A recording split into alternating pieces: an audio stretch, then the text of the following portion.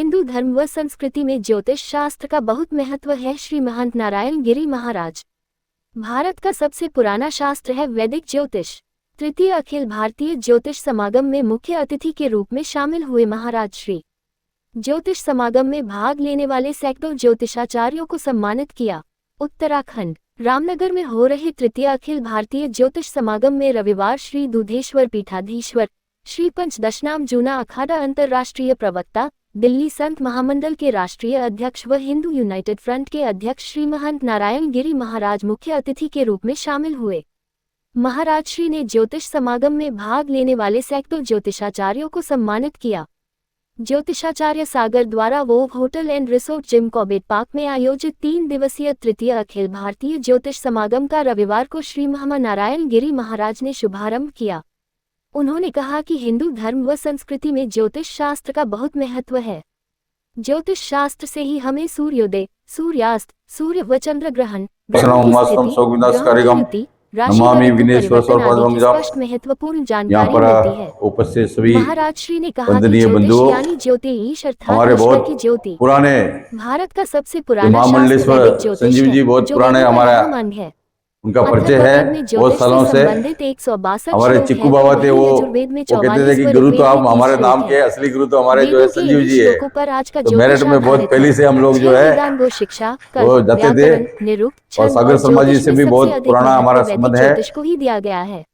देखिए कि एक जीवन में कभी भी आनंद का अनुभूति हमको कैसे प्राप्त हो, व्यक्ति को जो है मार्गदर्शन करने व उसका विकास हमारे यहाँ पर बड़े विद्वान सब ज्योतिष आचार्य लोग बैठे हैं, बड़े जानकार भी है। कि हमारे देश में प्राचीन और एक होता है कि व्यक्ति का एक साधना भी होती है, अपनी अनुभूति भी होती है। राजा महाराजा भी संकट बहुत सी चीजों हम लोग जब समझते हैं कि विस्तार आदि के लिए इसको क्या जानकारी है, बहुत से अनजाने में महाराज श्री ने ज्योतिष जो हम समझते हैं, जिसको बहुत तुच्छ समझते हैं कि भाई ये सफाई करने वाला है, इसको कुछ आता नहीं है, आयोजक वो लोग भी कभी कभी बहुत अच्छे से ज्ञान हमको दे जाते हैं। बहुत से प्रेरणा हमें कहीं भी प्राप्त हो सकती है। तो ज्योतिष तो क्या है कि गणना कितना अच्छे आप कर सकते हैं, इसके साथ साथ में एक अपना अनुभूति भी होती है, एक अपनी साधना बहुत बड़ी होती है कि साधना तपस्या जिसको है हमारे जो वेदों में शास्त्रों में भाई जो साधना जो है, भृगु ऋषि जो है,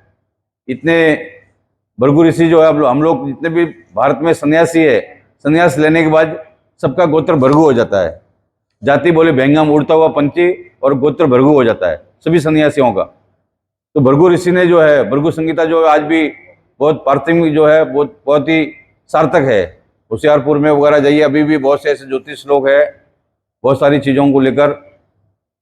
तो ये अब देखिए कि अभी हम लोग जो है रास्ते में आ रहे थे तो हमने बात किया भाई ये कुंडली जो है और एक हस्तरेखा। हस्तरेखा कई बात क्या होता है कि बहुत व्यक्ति का कोई मतलब बहुत बार जैसा है कि हाथ की रेखाएं तो बहुत सारी ऐसे है कि बहुत सी रेखाएं जो है बनती है और मिट भी जाती है।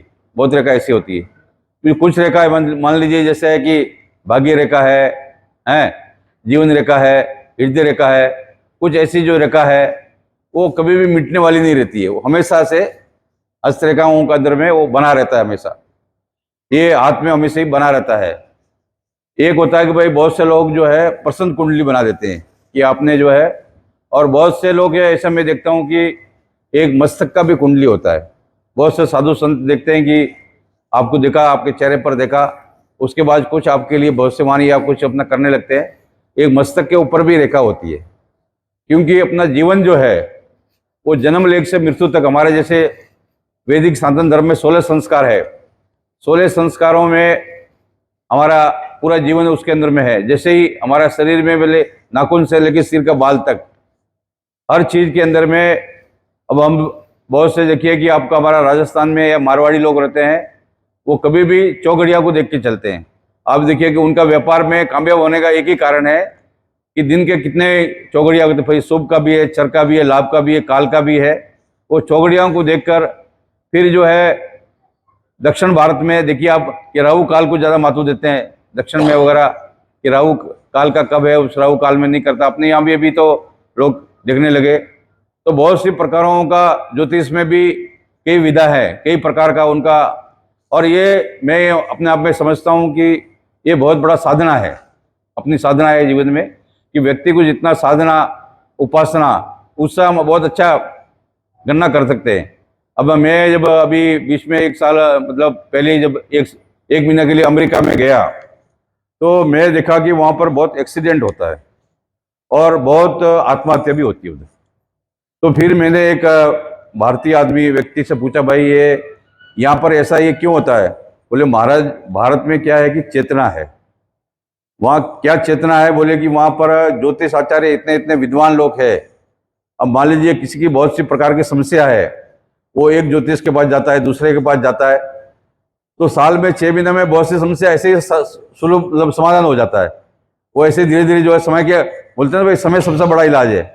तो बहुत से चीज तो ज्योतिष हम लोग को प्रेरणा देकर बताते भाई ये करना है, इसको है भाई, कोई लाल किताब से कोई किसी तरह से भी उनका गणना करके बताते हैं कि भाई ये करना है। और कुछ ऐसे होते हैं कि समय और कुछ व्यक्ति का साधना जो है वो दृष्टि जो है एक ऐसी होती है कि भाई आंखों का भी ज्योतिष होता है ना जी।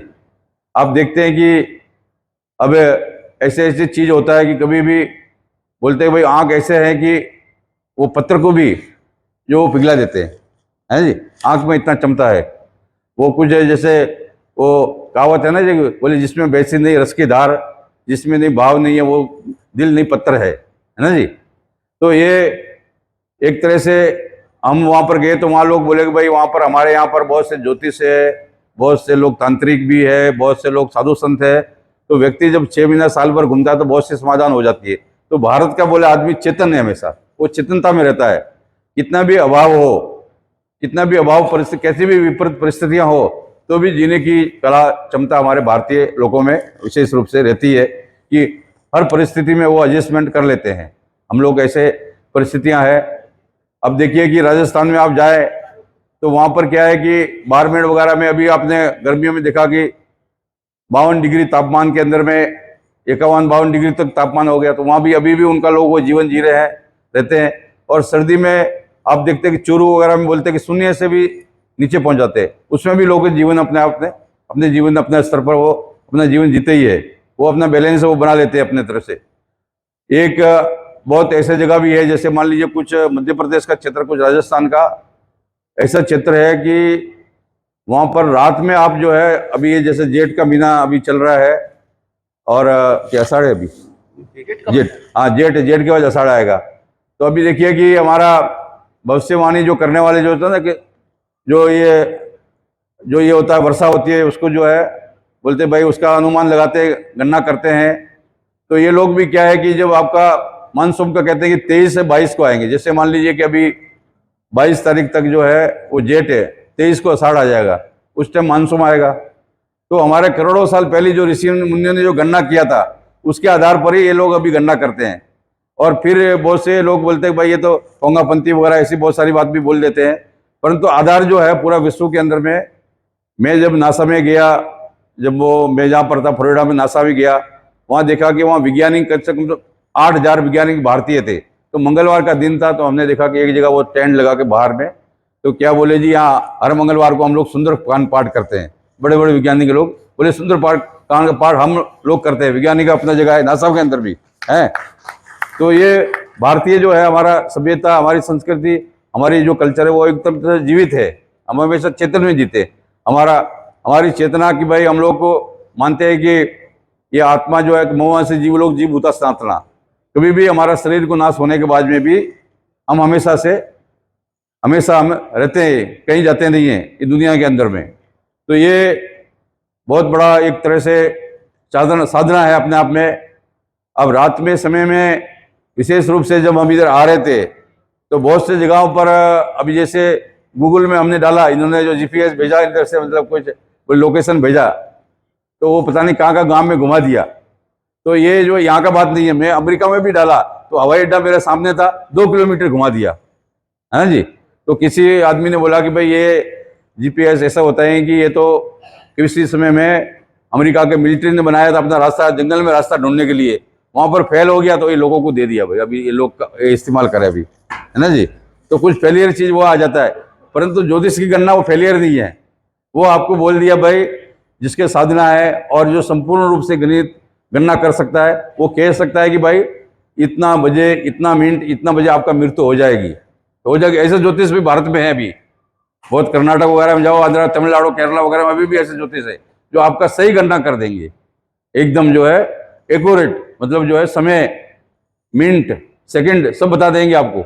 ऐसे लोग भी अपने भारत में ज्योतिष है। और ऐसे होता है कि भाई क्या होता है कि जब कोई चीज फेमस हो जाता है, मान लीजिए कि एक आदमी मेरे को बोलने लगा, महाराज आजकल बहुत कथावाचक हो गए हैं, बहुत पंडित हो गए। मैं बोला भाई सकारात्मक लोग जितने होंगे उतना हमारे को फायदा है जी। नकारात्मक से अच्छा है कि जो है लोगों को ऐसा टेंशन दे, जो व्यक्ति जो आत्महत्या कर दे, अच्छे अच्छे डिग्री लेकर आज लोग आत्महत्या करने के मजबूर हो जाते हैं, है ना जी।